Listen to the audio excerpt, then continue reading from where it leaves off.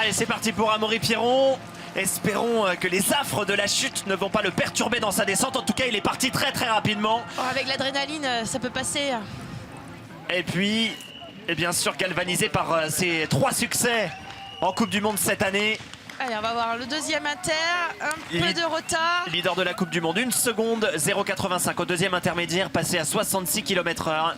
66,7. 66,7, pardon. Allez, l'entrée du bois qui a causé pas mal de dégâts sur les meilleurs pilotes, ça passe nickel. Le rocher Tarzan. Alors Amaury Pierron, si vous n'étiez pas avec nous lors des retransmissions des premières Coupes du Monde, c'est tout simplement le pilote français qui a explosé cette saison avec 3 victoires consécutives.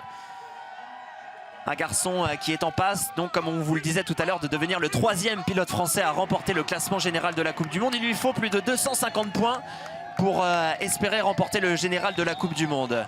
1 seconde 543, il a encore perdu du temps au 3e intermédiaire. Il repère un peu de temps, il était un poil moins rapide là-haut. Il peut encore faire un très bon, une très bonne deuxième partie de parcours. Il a, en tout cas, avec la chute qu'il a fait ce matin, c'est assez impressionnant de le voir rouler. Il a un style très impressionnant. Et d'être encore dans le match, hein, un peu dans, à seulement dans 1 seconde et demie de Troy Brosnan. J'imagine que ça a dû vous arriver, ça, Sabrina, de chuter lors d'un entraînement et de devoir assurer le coup, surtout lorsqu'on est leader du classement général. Il doit se passer plein de choses là dans la tête. Surtout, ouais, c'est le fait de gérer les points pour le général. C'est vrai que des fois, ça gâche un peu le plaisir de la course. 2 secondes 933, il est pour l'instant 3e. Amaury Pierron dans ses bois. Et là, sur cette partie, sur cette piste vraiment difficile, ça doit vraiment être difficile de rouler avec une douleur aujourd'hui. Allez, Amaury Pierron qui va en terminer. Et Amaury Pierron qui va prendre la 2e place. Il a repris du temps sur la 2e partie, juste devant Loris Vergier. C'est impressionnant. Ce qui veut dire que si l'on sort les calculettes, Amaury Pierron devrait remporter le classement général de la Coupe du Monde. C'est sans doute la raison pour laquelle il lève déjà les bras. Loïc Bruni, le champion du monde en titre, revenu quasiment à son meilleur niveau. 2e des qualifs. Et à Mont-Sainte-Anne, il pourrait, pourquoi pas, succéder à un certain Fabien Barrel, le seul Français à s'être imposé ici dans cette compétition. En tout cas, c'est parti très vite pour Loïc Bruni, avec presque 1 seconde d'avance au 2e intermédiaire. Ah, on a retrouvé le Loïc Bruni des championnats du monde de 2015 et de 2017. Le pilote du sud de la France qui était en retard au 1er intermédiaire et qui a récupéré des centièmes précieux au 2e intermédiaire. Ouais, ce bois est très bien passé.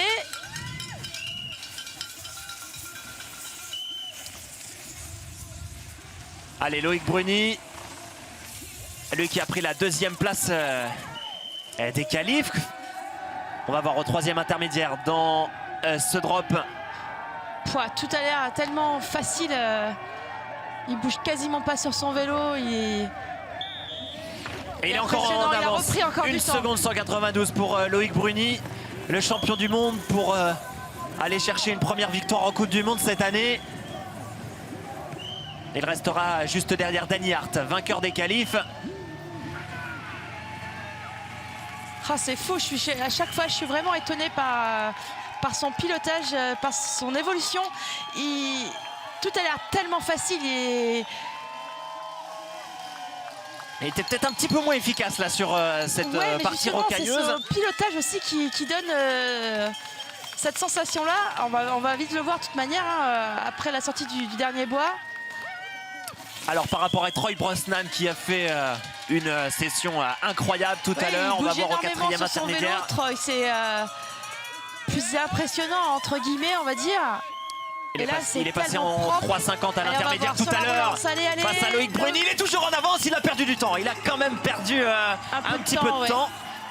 Ah, il faut Allez, faut envoyer les watts là maintenant tout à l'heure. Ouais, tout à l'heure, Troy Brosnan avait récupéré du temps sur cette dernière partie. Effectivement, j'ai pas l'impression que ce soit plus efficace. Mais est-ce que ça va le faire pour Loïc Bruni?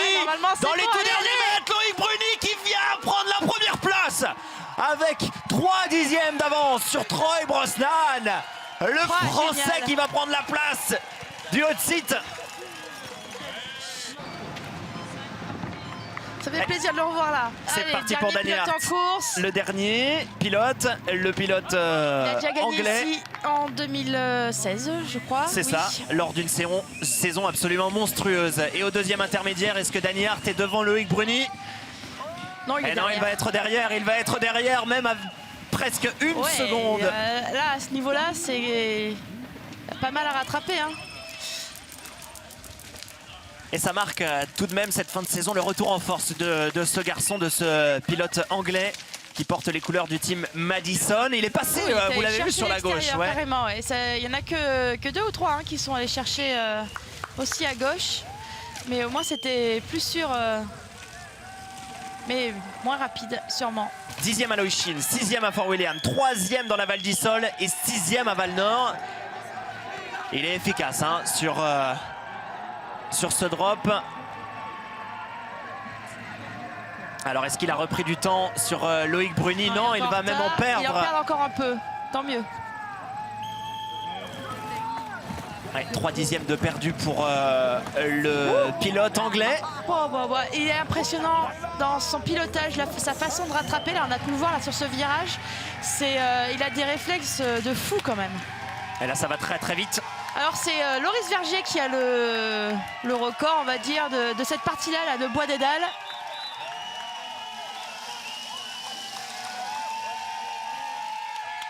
Et on va voir Danny Hart qui, lui...